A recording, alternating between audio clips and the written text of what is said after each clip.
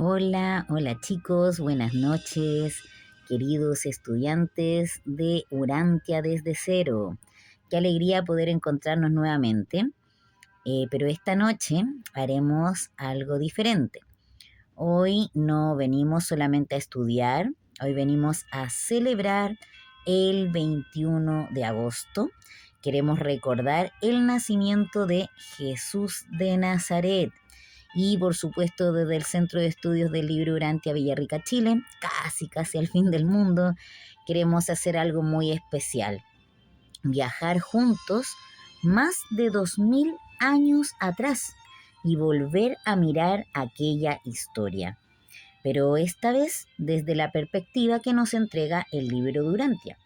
Vamos a conocer qué ocurrió antes de que Jesús llegara a nuestro planeta, quién era realmente Micael de Nevadón, qué ocurrió antes de su partida, qué conversación tuvo con Emanuel, cómo fueron escogidos José y María, qué ocurrió con Isabel y Juan el Bautista, qué le dijo Gabriel a María, qué ocurrió cuando José tuvo sus dudas y qué ocurrió durante el viaje a Belén.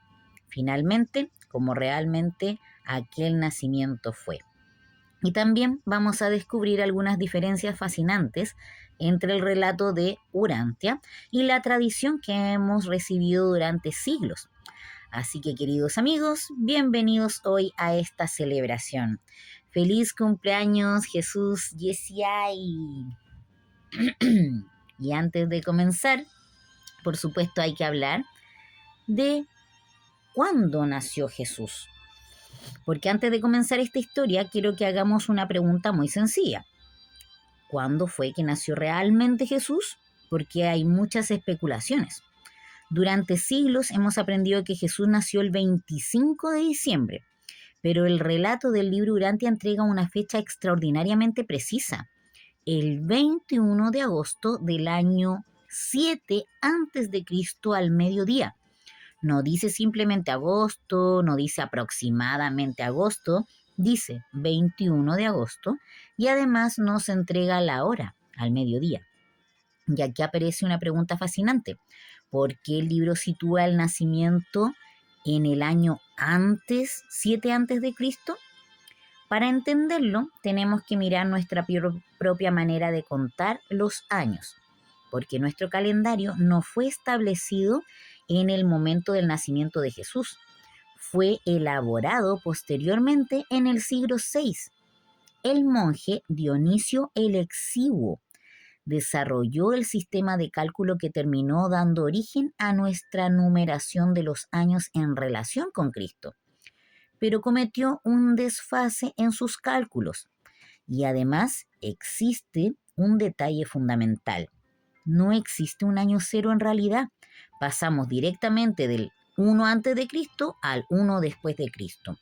Por eso, si tomamos totalmente literal la cronología que entrega el libro Urantia, el 21 de agosto del 7 antes de Cristo y hasta el 21 de agosto del 2026, no son simplemente 20-26 años atrás, son aproximadamente 20-32 años atrás. Es decir, hace 2032 años, ahí nace Jesús. Y aquí aparece otro dato histórico interesante. El relato finalmente del nacimiento que sitúa a Herodes el Grande, todavía gobernando Judea. Herodes murió en el año 4 antes de Cristo, según la cronología histórica convencional. Por lo tanto, el nacimiento de Jesús tendría que haber ocurrido antes de esa fecha.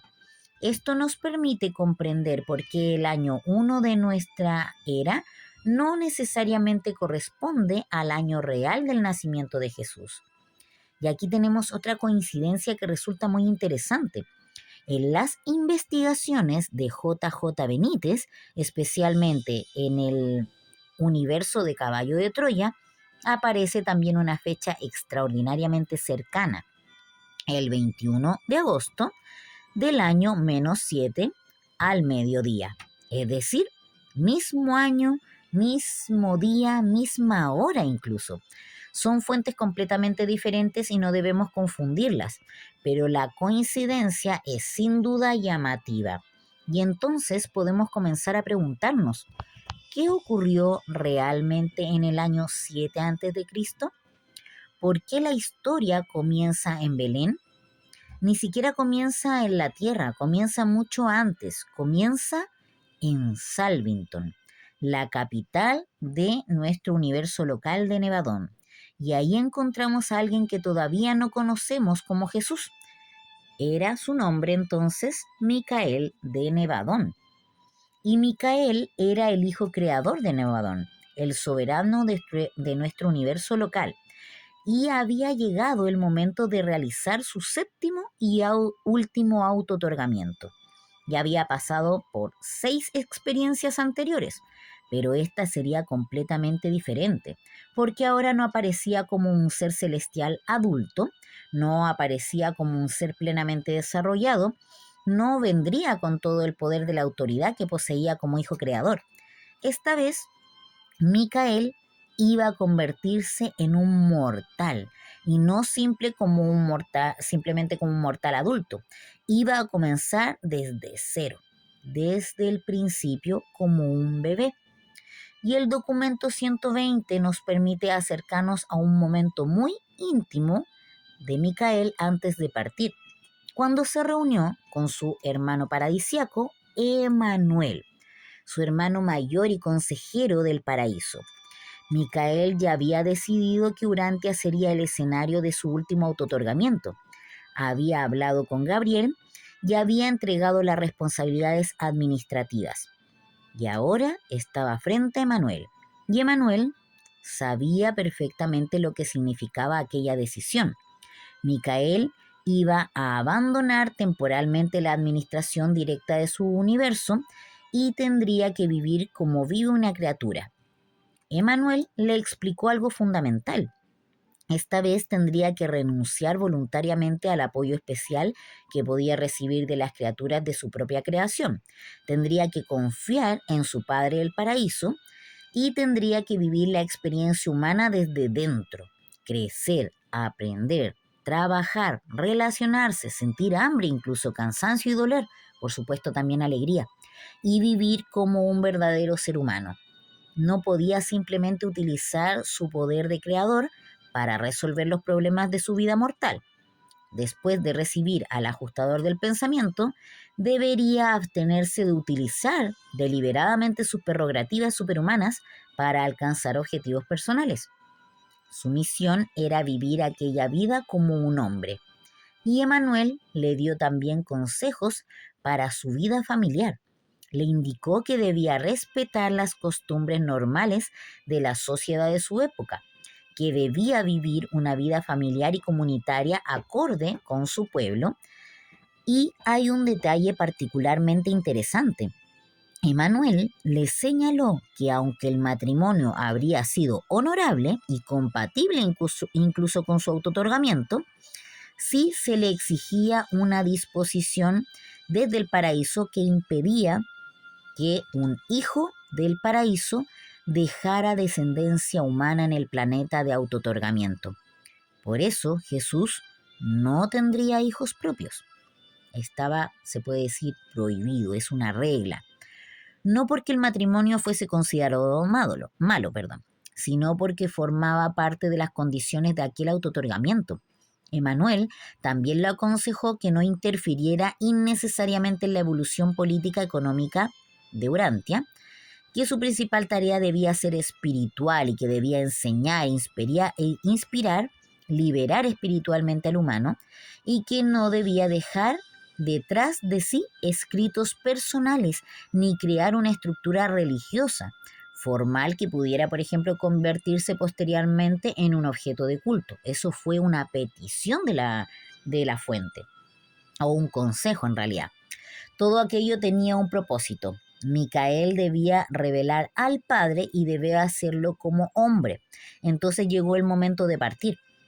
Emanuel asumiría temporalmente la administración de Nevadón y conjunto con una de las últimas peticiones, les dijo que también sus seguidores no dejaran ni escritos, ni dibujos de su forma. Eso también fue una de las peticiones que se les hizo antes de bajar, o un consejo que les dio Emanuel a Micael. Finalmente, Emanuel, como asumiría temporalmente la administración de Nevadón, Gabriel quedaría asociado a la custodia de Hijo del Hombre, y estaba a punto de aparecer, en este caso, Micael, y abandonó Salviton. El soberano de un universo comenzaba su camino hacia Urantia. Ahora tenemos que bajar desde las alturas del universo hasta nuestro pequeño planeta Urantia. Porque mientras Micael se preparaba para su auto-otorgamiento, en Urantia había comenzado otra preparación, la elección de una familia. Según el documento 122, Micael, con el asesoramiento de Gabriel, había escogido a Urantia. Gabriel estudió las condiciones del planeta, sus pueblos, criaturas, sus características intelectuales, espirituales, sociales y geográficas. Y finalmente determinó que el contexto hebreo ofrecía condiciones apropiadas para aquel auto-otorgamiento. Entonces se formó una comisión especial, la Comisión de Familia de los 12. Su tarea era estudiar la vida familiar judía y encontrar posibles parejas que pudieran ofrecer un entorno adecuado. La comisión presentó 3 parejas y finalmente Gabriel escogió personalmente a José y María. Y aquí tenemos que detenernos un momento, porque José y María no eran reyes, no vivían en un palacio, no pertenecían a una élite poderosa, eran personas comunes. José era carpintero y constructor. María era una mujer joven, inteligente, hábil y profundamente vinculada a su familia. Y justamente eso era parte del propósito. Micael no venía a Urantia para aprender como un gobernante, venía a vivir la vida humana. Por eso nació en una familia común. Y aquí aparece un personaje que muchas veces queda olvidado cuando contamos una historia, o esta historia, de Juan el Bautista. Porque en el documento 122 comienza diciendo algo muy significativo. El trabajo de Jesús en Urantia en realidad comienza con Juan, porque Zacarías e Isabel llevaban muchos años casados y no habían tenido hijos. Entonces, hacia finales del año 8 a.C., Gabriel apareció frente a Isabel, era mediodía, y le anunció que tendría un hijo. Le dijo que aquel niño sería el precursor del Maestro Divino y que era un hijo del destino, que debía llamarlo Juan o Johanan. Juan crecería dedicado a Dios y cuando llegara a la madurez prepararía el camino para aquel que vendría después. Y Gabriel le anunció algo todavía más extraordinario. Su pariente, María, sería la madre de ese hijo prometido. Isabel quedó profundamente impresionada. Durante meses guardó aquella experiencia. Incluso Zacarías, su esposo, tuvo dificultades en realidad para inicialmente creer lo ocurrido, ya que ellos eran mayores y ya habían perdido la esperanza de obtener hijos. Entonces todavía faltaba que Zacarías comprendiera qué estaba ocurriendo. Durante mucho tiempo había sido difícil para él creer que Isabel realmente pudiera tener un hijo. Ya eran mayores y habían vivido muchos años sin descendencia. Entonces, aproximadamente 6 semanas antes del nacimiento de Juan, o sea, a poquito faltaba, Zacarías tuvo un sueño. En aquel sueño recibió la confirmación de aquello que Isabel le había contado. Ella realmente estaba embarazada y aquel niño tendría una misión especial. Juan no sería simplemente el hijo que ellos habían esperado durante tantos años, sería el precursor de Jesús, aquel que prepararía el camino para el Maestro Divino que vendría después. Al despertar, Zacarías comprendió finalmente que el embarazo de Isabel no era una ilusión ni una coincidencia. El niño realmente venía. Y pocos días después, el 25 de marzo del año 7 a.C., Juan nació, Johanan, A los 8 días más tarde recibió formalmente su nombre y así mientras Juan comenzaba su vida en la familia de Zacarías e Isabel, en Nazaret se acercaba también el momento decisivo de la historia de María. El precursor ya estaba aquí, ahora faltaba el maestro. Y en una tarde, María se encontraba en su casa de Nazaret, José todavía no había regresado, y entonces Gabriel se apareció ante ella. María se asustó, pero después de recuperar la calma, escuchó sus palabras, o sea, ahí María tuvo un contacto. Gabriel le anunció que había sido escogida, que sería la madre terrenal del niño del autootorgamiento, y le indicó incluso el nombre que debía recibir, Josué, Jesús. Gabriel le explicó que aquel niño tendría una misión extraordinaria y le pidió que guardara el secreto, que solamente se lo contara a José y a Isabel, porque Isabel también había recibido la visita de Gabriel y porque su hijo Juan tendría una misión relacionada con la del niño que María iba a dar a luz. Pero hay algo importante también aquí. Según el relato de Urantia, no hubo una concepción sobrenatural en el sentido tradicional de la palabra. Jesús y Juan fueron concebidos como seres humanos normales. José en este caso era el padre humano de Jesús, madre, o sea, María era su madre humana, y el cuerpo también era de un humano. El nacimiento fue humano, todo. Lo extraordinario estaba en aquel niño que era el vínculo humano del autootorgamiento de Micael. Realmente lo único extraordinario que pasó con respecto al nacimiento de Jesús fue la visita de Gabriel a María. Y el propio documento 122 afirma que la visitación de Gabriel a María, como decía, fue el único acontecimiento sobrenatural relacionado con el embarazo y el alumbramiento de Jesús. María guardó todo aquello dentro de sí. Durante semanas no dijo nada, hasta que llegó el momento en que supo que realmente estaba embarazada. Entonces tuvo que hablar con José. Cuando María le contó a José lo ocurrido, José también quedó profundamente preocupado. Él confiaba en María, pero no comprendía cómo podía ser posible que aquel niño tuviera una misión divina. Pasó noches sin dormir, intentaba encontrar una explicación y finalmente una noche tuvo un sueño.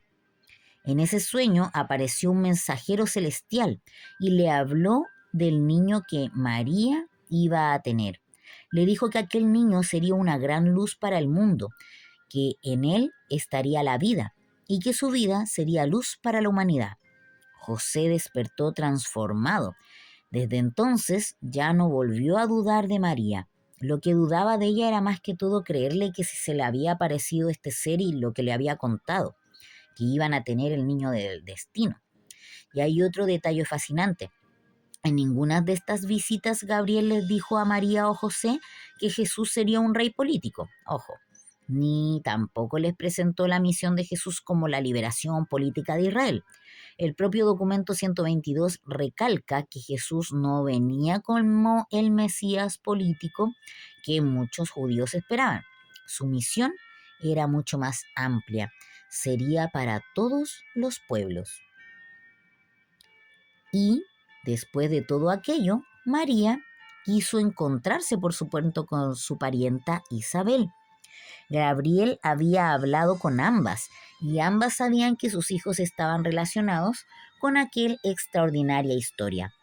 María viajó hasta la ciudad de Judá. Ahí permaneció aproximadamente 3 semanas con Isabel. Las dos mujeres pudieron conversar, comparar sus experiencias, hablar de sus futuros hijos y especialmente Isabel ayudó a fortalecer la fe de María.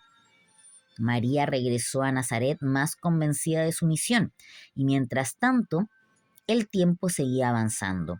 Juan ya había nacido y el nacimiento de Jesús se acercaba. Pasaron los meses. José y María continuaron con su vida normal. Su casa era sencilla, tenían una vida cotidiana de una familia trabajadora. Nada parecía extraordinario.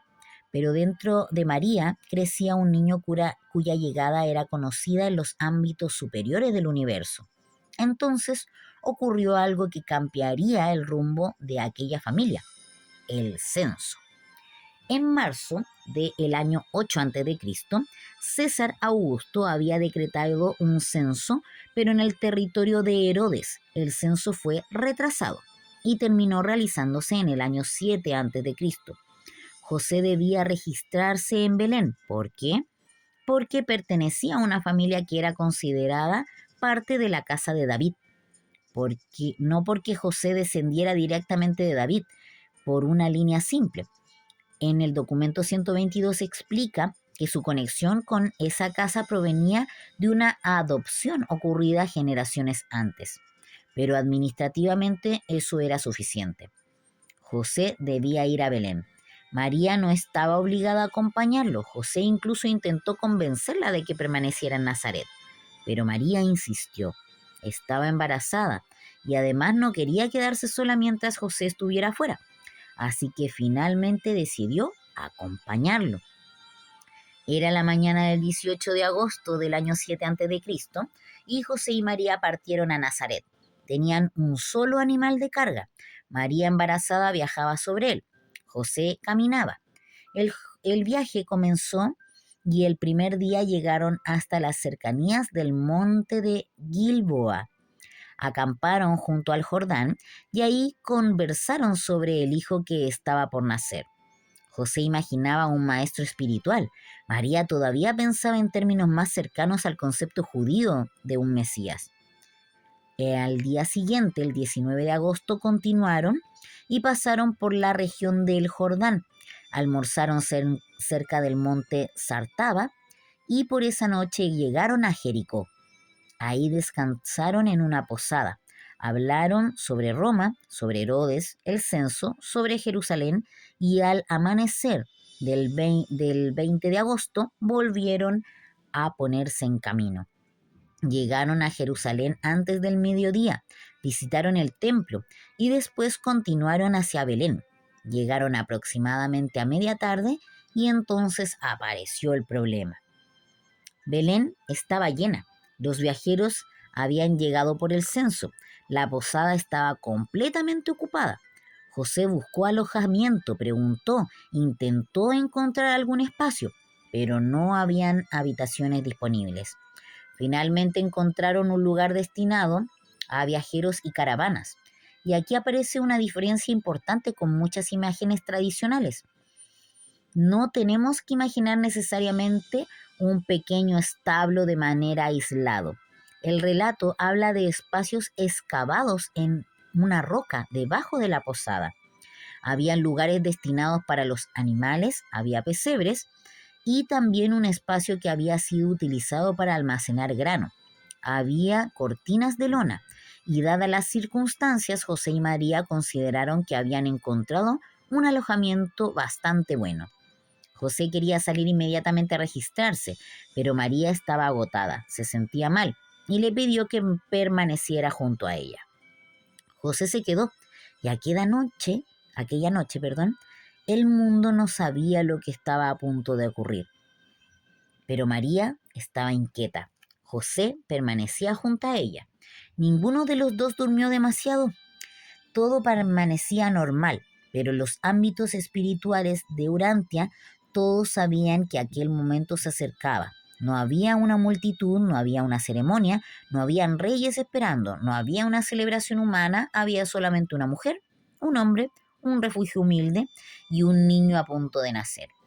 Finalmente llegó la madrugada, los dolores del parto comenzaron a hacerse evidentes y entonces llegó el 21 de agosto del año 7 a.C. al mediodía, con la ayuda de mujeres que se encontraban ahí.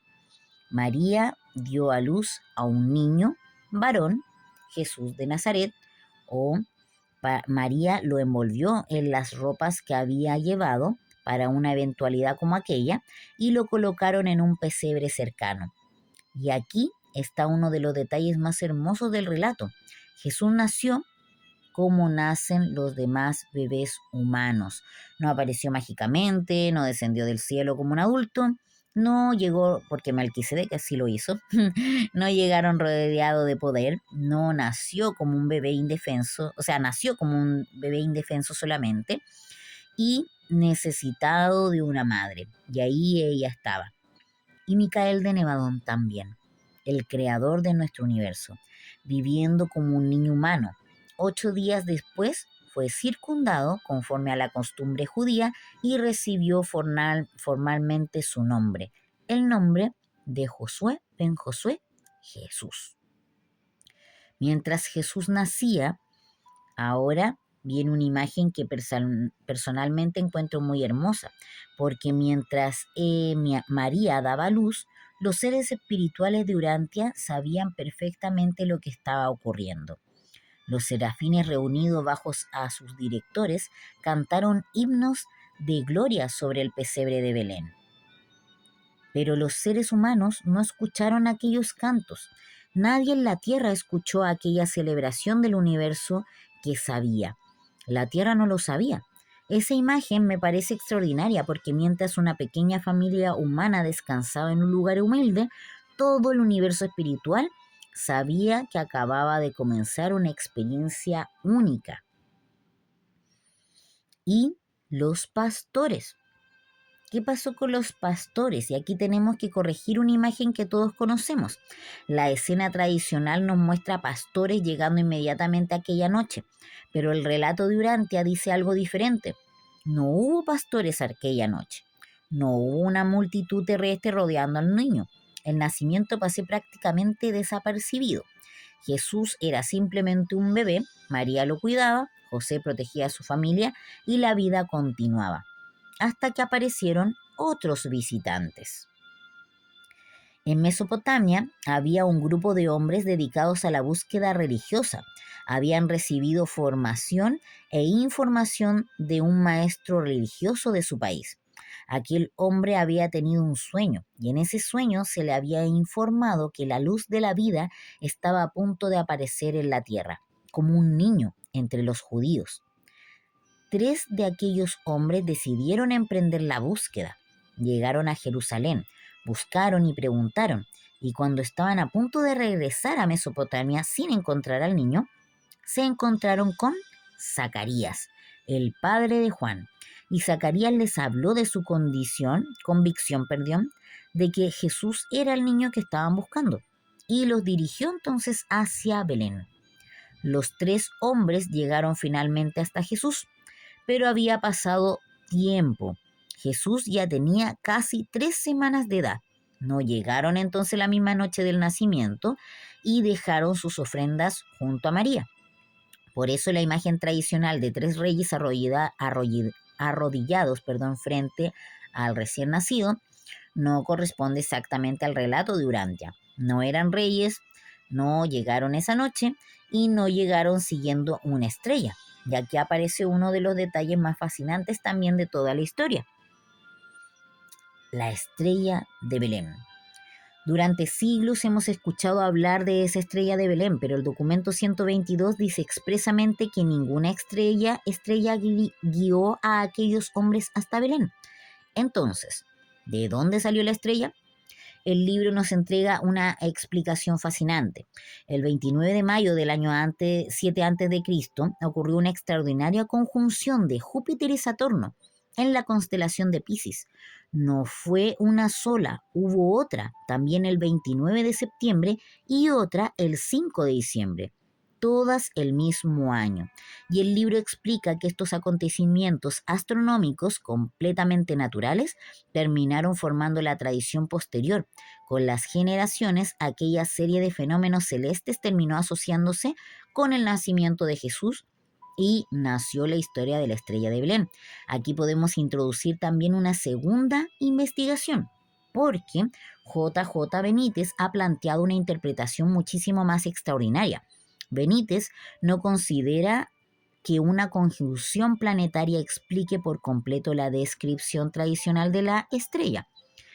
En su investigación relacionada con el llamado OVNI de Belén, propone otra posibilidad, que aquella luz no fue simplemente un fenómeno astronómico, sino un objeto aéreo de origen inteligente, una nave, un vehículo, algo que los antiguos pudieron haber interpretado como una estrella. Ahora bien, esto no es lo que afirma directamente el libro Urantia, pero sí es una interpretación diferente que nosotros podemos investigar y también quedarnos con lo que nos resuene. Es una hipótesis totalmente certera y podemos también simplemente poner las posibilidades sobre la mesa. Una explicación puede ser el fenómeno astronómico, otra, la tradición religiosa desarrollada posteriormente, y otra, la hipótesis de un fenómeno aéreo inteligente. Lo interesante es investigar, preguntar y comparar, y mantener, por supuesto, nuestras mentes abiertas. Finalmente, ¿por qué entonces celebramos el 25 de diciembre como si fuese el nacimiento de Jesús? Bueno, el 21 de agosto del 7 antes de Cristo es diferente, ¿verdad?, a la fecha en la cual nosotros celebramos. Aquí tenemos que distinguir nuevamente entre la historia, tradición y la explicación religiosa. La fecha del 25 de septiembre apareció posteriormente dentro de la tradición cristiana. Diciembre ya era una época cargada de celebraciones relacionadas con el invierno y con el simbolismo del sol y su renovación. Con el paso del tiempo, la celebración cristiana del nacimiento de Jesús quedó vinculada al 25 de diciembre. Y así se estableció la Navidad que conocemos. Por eso no necesitamos pensar que alguien simplemente se equivocó de día en un calendario moderno. Estamos hablando de procesos históricos diferentes, una fecha tradicional, una fecha litúrgica y una cronología que el libro Urantia presenta como la fecha real del nacimiento. Y quizás ahora podemos comprender por qué esa fecha significa algo diferente para nosotros. Estamos recordando el momento en que Micael de Nevadón comenzó su vida humana en Urantia. El creador se hizo criatura. El soberano de un universo aceptó convertirse en un niño en un humilde alojamiento de Belén. Un niño abrió los ojos y ese niño era Jesús. Ese niño era José ben José. Y para nosotros los estudiantes del libro Urantia, ese niño también era Micael de Nevadón viviendo la experiencia humana. Por eso hoy, 21 de agosto del 2026, podemos mirar hacia esta fecha de una manera diferente. No solamente como una fecha, sino como el recuerdo del comienzo de una de las experiencias más extraordinarias que nuestro mundo haya vivido. Hace aproximadamente 2032 años, era un pequeño rincón de Palestina. Ahí nació un niño. Y ese niño cambiaría para siempre la historia espiritual de nuestro planeta. Así que, queridos estudiantes, gracias por haber viajado conmigo, con nosotros en realidad esta noche. Gracias por escuchar esta historia y sobre todo gracias por celebrar juntos. Desde el Centro de Estudios del Libro Urantia, Villarrica, Chile, les deseo una hermosa noche, una feliz natividad y ahora sí, con todo nuestro cariño, feliz cumpleaños Jesús, feliz cumpleaños Micael, GCI. Nos encontramos en, por supuesto, nuestra próxima clase. Un abrazo grande a todos y feliz buenas noches o nochebuena.